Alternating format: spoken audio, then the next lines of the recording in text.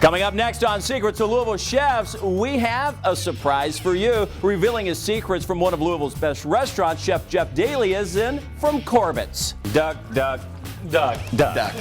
It's the triple crown of duck. We have a great show. This one is one of the top restaurants in town, and you're about to see why. Plus, Tim Laird is with us as always, mixing up his newest cocktail creation. You don't want to miss this show. It's Secrets of Louisville Chefs before a live studio audience, and it starts right now.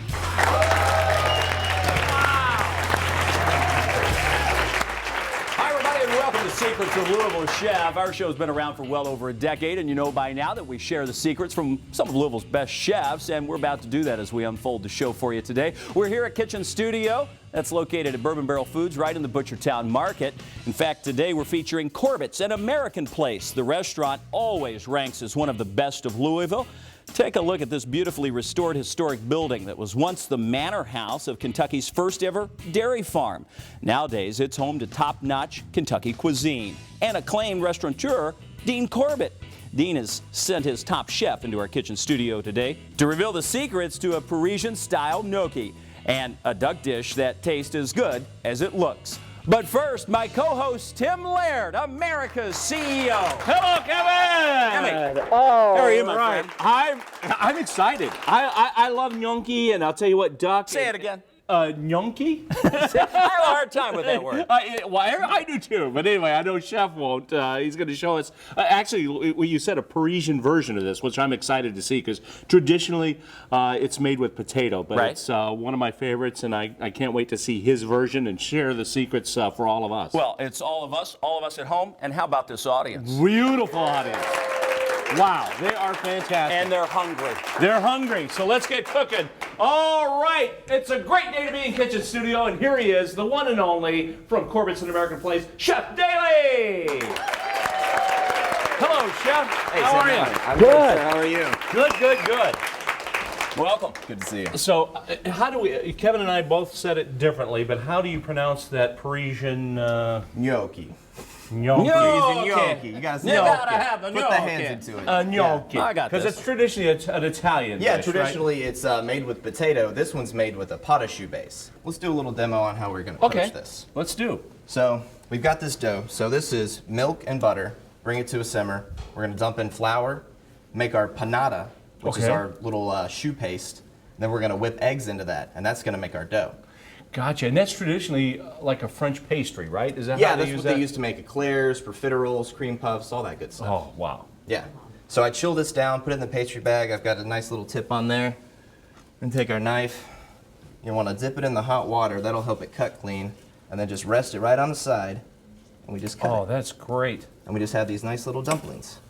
They go right in there into the boiling water. Take about 90 seconds. And we just pull them out, let them rest, and then we'll saute them up. What a great idea. What a great take on a traditional gnocchi. Yeah. You use the hands when you say that, Tim. Yeah. Gnocchi. Gnocchi. Gnocchi. Beautiful. So yeah, we'll just And they let don't these take long, guys. like you said. And they float to the top, right? Yeah, When they'll they're done? float, and then you'll see them flip. And once they flip, You can out take of them the out. pan. Yep, right Float out. and flip. Kevin does that on the summers in his pool. So yeah, you can see they floated, and then if you watch, Oh, yeah. go. Hey, do we Just have flip gnocchi right over. cam? Can we get that on there? Special gnocchi cams. Yeah, we do. Oh, there it is. Oh, float and a flip. Yep, and the flip. Well, this is kind of a fun dish to cook, isn't it? This is. And in the restaurant, we would poach these, and then Okay. we would blanch them or shock them in ice water. Cool them down real quick. Stop the cooking. Yeah, and then drain them off onto paper towels. Let them cool, and then we're gonna put just a little bit of oil on them so they don't stick together. Oh, great idea. So All I've right. got some pre-done here. That's done. All that process. Got a nice medium heat on this pan. Oil's just about there. We'll go ahead and start adding a few. Yeah, hear a little sizzle. I hear the little sizzle. And we'll just Starting to smoke a little bit. That oil. That's a good time for the those to go in. we'll just let that sit there, and we're gonna brown them. All right. We're gonna toss them, let them brown a little bit more. Then we're gonna add our ragu. Perfect. So this ragu, this is basically just a standard marinara: onions, garlic, little chili flake, bay leaf, sweated down in olive oil. We deglaze with a little red wine. Wow. Add in crushed tomatoes. That sounds Simmer good. that down. Fresh basil, fresh oregano. And then we add in our preserved tomatoes, which we take tomatoes and dry them in the oven and then pack them in an oil vinegar marinade. Wow. We chop those up, add those in. That brings all the flavor out too. Yeah, Like, adds it's like just another not a concentrated raw, tomato flavor. oh wow. Yeah. Do you guys still have the chef's table? You still do the chef's table? Oh yeah, we have the it's interactive dining. Right? Mm-hmm. See, you're used to being in front of the camera because you're always on the camera. They Yeah. can watch you. You can get a booth and it's interactive, right? You can see the kitchen. You can actually talk to the chef. And Yeah, I can. I've got a little mic that I can wire up, so they can be watching me. I'm cooking, or actually, I'm standing there and I'm telling them what to cook. Oh, you're directing. Yeah, I'm directing. But that's a cool concept. I Yeah. mean, So now we can see. Yeah, we're starting to get some good color oh, on look here. at that. See, that's that caramelization you want, that browning. Yeah, that's where all the flavor's at. Give it a little toss. Let it brown a touch more. This will be interesting because I'm used to the potato, but this pastry cream. The texture is not very, creamy. very similar. Yeah, It's no. nice and fluffy, light, not too heavy. All right, we've got some nice color on these guys. Beautiful. We're gonna add a little bit of the ragu. A little sizzle. Well, that'll wake you up. Pull that off the heat. Oh, that smells wonderful. And then, can you mind hand me the cream, sir? Thank you very much. Cream, and look at this, Tim, butter. We got Butter it all and right cream. here. Lots of butter, always. That's the secrets. Flavor. Just a touch of cream in there. Just a little bit. Yeah. Help it come together. Okay. All right, back onto the heat. Give it a little toss. Now, always season step by step. 'Cause you want to season in layers. Like, you never want to just, like, all at the end. Like, oh, I didn't season it at all. Let's just throw a bunch of salt and Okay. pepper at the end. There's another secret. Yeah. That looks delicious. And that looks like salt and pepper combined? Yeah, we do a little mix. Saves a little time Perfect. in the restaurant. And then we're gonna wilt in a little arugula at the end. Adds a nice green freshness. Gives us some color. All right. Toss that around a little bit. Looks good. Yeah, That looks it does. great. All right. And that arugula doesn't need to cook long. We don't want to turn it gray. We just want to wilt it down just a touch. It's always so like it's not fresh raw. herbs and fresh greens always at the end of the cooking process because otherwise if you start at the beginning it just wilts Yeah, to it just nothing. turns to nothing. Yeah. You don't even taste it anymore, so it's like, why even put it in there? No, I'll take that, sir. Thank you. And then we've got our gnocchi. Just gonna spoon directly into this bowl. Wow. And this could act as an appetizer or an entree, right? Yeah. Oh yeah. We've a lot of times we do this just a double size as an entree. Add some more vegetables to it for a nice little vegetarian dish. All right. And then let's see here, a little fresh toasted pine nut right on top. And then we've got what we call the this is our Parmesan Frico. So this is Parmigiano Reggiano Okay. that we bake off on a silpat, which is a silicone mat, and basically nothing will stick to it. So Right. we can just melt cheese directly on there, brown it off, and then we have these little crisps. They're Those like- are great. It's a fancy Cheez-It. And actually, they go great at Caesar salad and some other things yeah. too. I Oh, mean, yeah. those are perfect. Look at that as a little topper. How's Man. that? That looks we go. great.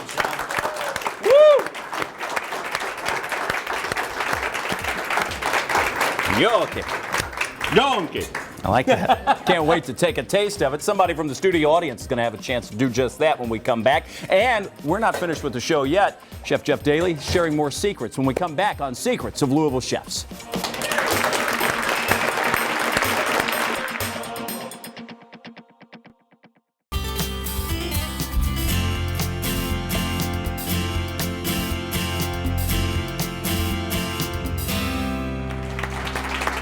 Hi, everybody, and welcome back to Kitchen Studio here at Bourbon Barrel Foods. I'm Kevin Harned. You've been watching the creations of Jeff Daly from Corbetts and American Place.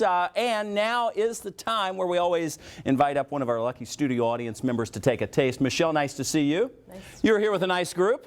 And you are enjoying the show? Yes, it's a blast. Well, you're learning. Great time. Well, we always think it's a lot of fun. It's all local, all positive TV, which is something you can't find everywhere. We have invited you up to take a taste. You're from Shelbyville. Yes. And you have a great restaurant scene out there. I've been to a few of the restaurants in Shelby County, and I want you to take a taste of this and see how Chef Jeff Daly did. Jump in to the gnocchi.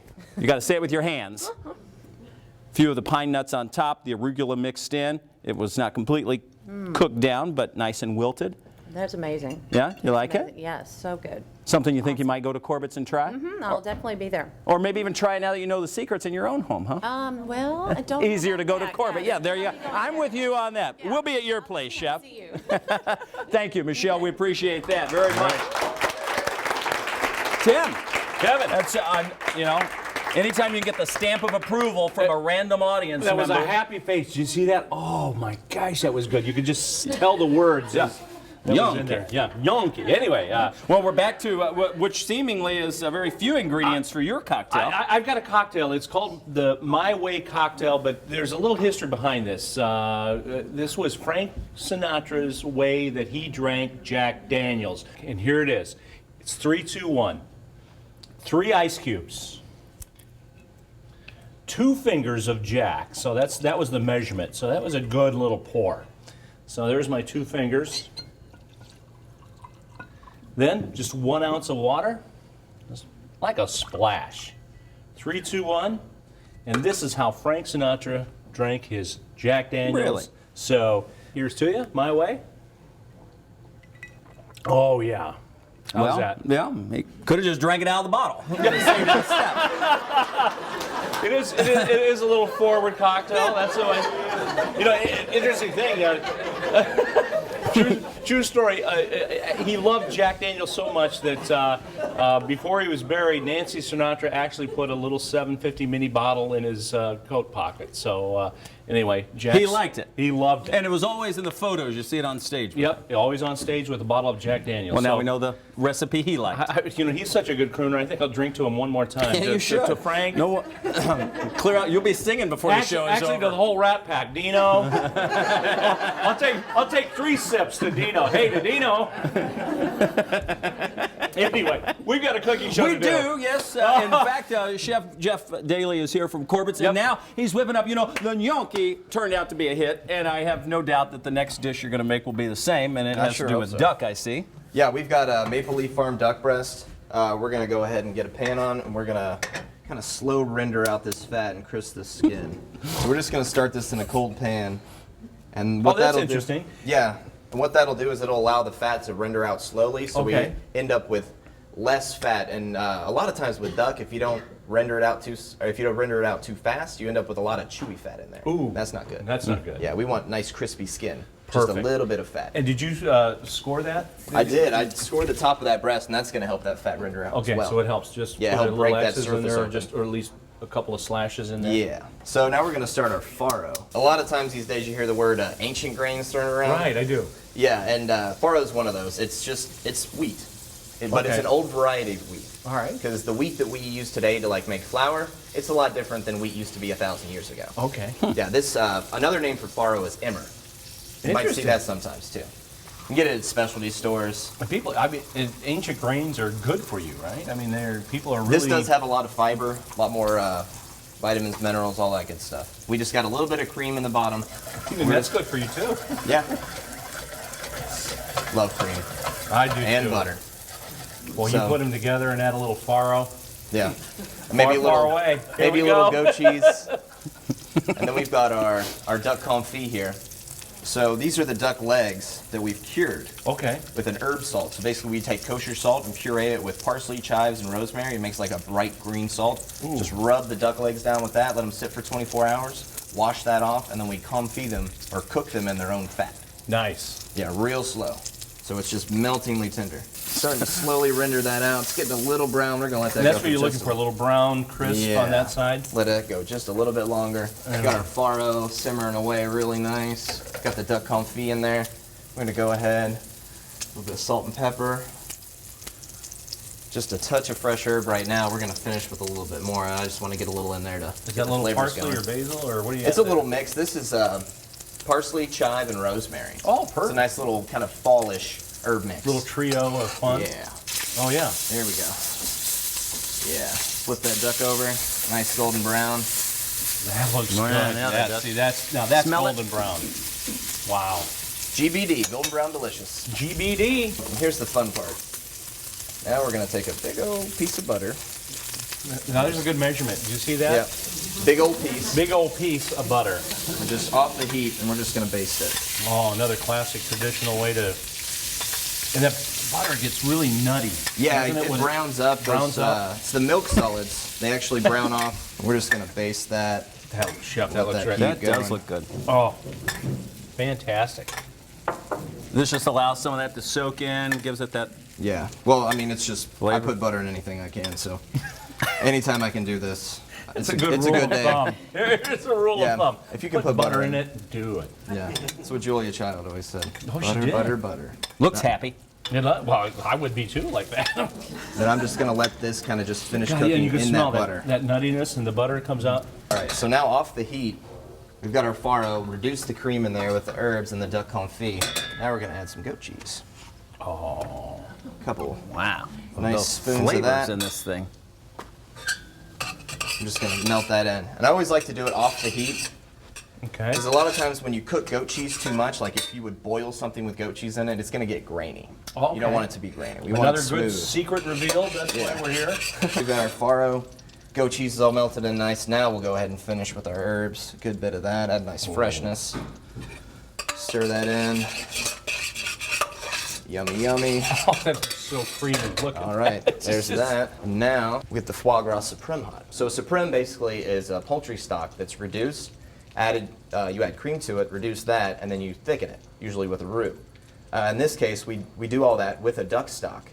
And then we sear off foie gras, which is a fattened duck liver, add that in there and puree that into it. My God. It's grandma's gravy on steroids. Oh my God! No, Grandma did nothing like this. yeah. We're going to take a quick break, but when we come back, the masterpiece comes together on a plate so you can see it and so we can taste it. We're coming back with Secrets of Louisville Chefs right after this.